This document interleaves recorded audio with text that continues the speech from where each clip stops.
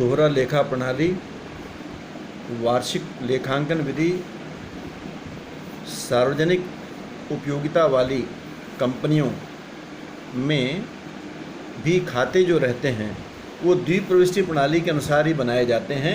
जैसा कि हमने फर्स्ट ईयर में सीखा है, single entry system, double entry system, उसी के अनुसार बनता है।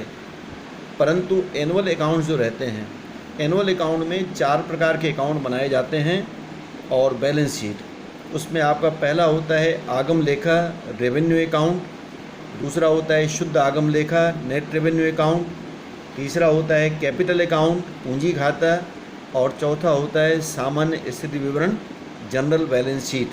इसमें ध्यान देंगे, ये रेवेन्यू अकाउंट जो रहता है आगम लेखा, ये उसी प्रकार से बनाया जाता है जिस प्रकार से हम लाभ हानि खाते को तैयार करते हैं टी टाइप के प्रोफार्मे में। अंतर केवल इतना होता है कि कहीं से यदि हमको ब्याज मिलता है, जैसे बैंक में अकाउंट है, वहाँ से ब्याज वगैरह मिलेगा, तो उसकी एंट्री आगम लेखे में हम नहीं करते, बल्कि नेट रेवेन्यू अकाउंट, शुद्ध आगम लेखे के अंतर्गत एंट्री किया करते हैं। लेकिन मरम्मत और नवकरण, रिपेयर्स एंड रिन्यूअल का अकाउंट जो रहता है, इस पर जो खर्च किया जाता है, इस खाते के अंतर्गत डेबिट पक्ष में उसको हम नोट करते हैं। ये सिंपल सा आपका आगम लेखा, just like profit and loss account. उसके बाद होता है नेट रेवेन्यू अकाउंट, शुद्ध आगम लेखा। इसमें किस प्रकार की स्थितियाँ होती हैं, क्रेडिट में ध्यान देंगे। गत वर्ष का जो क्रेडिट बैलेंस होगा उसको लिखेंगे। आगम लेखे के अनुसार यदि लाभ आएगा, यानी आगम लेखे का क्रेडिट पक्ष ज़्यादा है, तो ये हम क्रेडिट साइड में लिखेंगे। उसी प्रकार प्राप्त ब्याज, कहीं से ब्याज मिलता है, इसकी एंट्री क्रेडिट पक्ष में लिखते हैं। गवर्नमेंट सब्सिडी, सरकार से यदि किसी प्रकार की सहायता मिलती है तो इसके क्रेडिट पक्ष में इसके अंतर्गत नोट कर देंगे अपन। जैसे गैस में सब्सिडी मिलती है, तो सब्सिडी की राशि जो गवर्नमेंट से आपका गैस कंपनी को मिलेगी, ये क्रेडिट साइड में नोट की जाएगी। और उसके बाद आप ध्यान देंगे, इधर डेबिट पक्ष में गत वर्ष का डेबिट बैलेंस, यदि इसी खाते का डेबिट बैलेंस होगा तो डेबिट में आ जाएगा। आगम लेखी का डेबिट बैलेंस, यदि आगम लेखी का डेबिट पक्ष ज़्यादा है तो हानि होती है, इसको डेबिट पक्ष में लिख देंगे। इसमें कुछ विशिष्ट आइटम की एंट्री करते हैं, जैसे समता अंशों पर लाभांश, पूर्वाधिकारी अंशों पर लाभांश, dividend on equity share, dividend on preference shares, अंतरिम लाभांश, मध्य लाभांश। यदि लाभ की घोषणा वर्ष के बीच में की जाती है और भुगतान किया जाता है तो वो कहलाता है अंतरिम लाभांश, इसको डेबिट पक्ष में एंट्री करेंगे। ऋण पत्रों पर ब्याज, इंटरेस्ट ऑन डिवेंचर भी इसके डेबिट पक्ष में आता है। रेलवे कंपनी की दशा में पट्टे पर ली गई लाइनों का किराया या उसको मुख्य किराया करके नाम लिखा रहता है, डेबिट पक्ष में आएगा। उसके बाद यदि क्रेडिट का टोटल ज़्यादा है, डेबिट का टोटल कम है, तो जो बैलेंस निकालेंगे क्रेडिट बैलेंस, ये बैलेंस शीट में लायबिलिटी साइड में ट्रांसफ़र कर देंगे। और यदि उल्टा होगा, यदि डेबिट टोटल ज़्यादा है, क्रेडिट कम है, बैलेंस इफ एनी, इसको चिट्ठे में संपत्ति पक्ष में इसके अंदर हम ट्रांसफ़र कर देंगे। इसके बाद जो तीसरा अकाउंट इसके अंदर बनता है उसका नाम है कैपिटल अकाउंट। कैपिटल अकाउंट को समझने का प्रयास करेंगे। इसमें 8 प्रकार के कॉलम हुआ करते हैं। देखिए, आपका पूंजी व्यय, ये गत वर्ष के अंत तक कितना खर्चा हुआ, चल वर्ष में कितना खर्चा हुआ और टोटल कितना है। ऐसे 3 कॉलम इधर भी हैं, पूंजी प्राप्तियां, कैपिटल रिसीव्स, गत वर्ष के अंत तक, चल वर्ष में, और ये टोटल आ जाएगा। अब इसमें जो बैलेंस शीट में मैंने पहले ही बताया था, आपका डबल अकाउंट सिस्टम का मतलब है एक बैलेंस शीट को 2 पार्ट में बांट देना।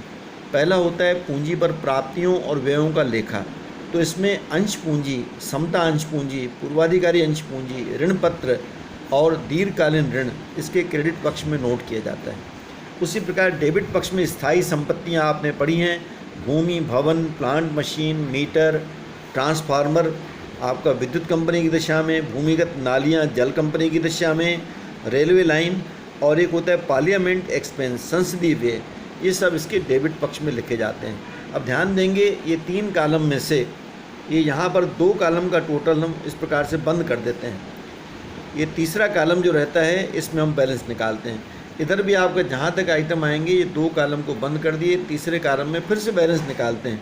यदि इधर का टोटल मान लीजिए आपका 5 लाख रुपए हो गया, इधर का टोटल 3 लाख हो गया, तो 2 लाख रुपए आपका इसका शेष आ जाएगा। इसको जनरल बैलेंस शीट के अंतर्गत हम ट्रांसफ़र किया करते हैं। और सामान्य चिट्ठा आपका उसी भांति बनता है जिस प्रकार से हम चिट्ठा बनाते हैं, केवल इसमें से स्थायी संपत्तियां और स्थायी दायित्व तो ऊपर चले जाते हैं। यहाँ पर आपका जो बाकी अस्थायी संपत्तियां और अस्थायी दायित्वों का लेखा जो है वो हम जनरल बैलेंस शीट में किया करते हैं। एक क्वेश्चन के माध्यम से इसको और हम समझने का प्रयास करते हैं।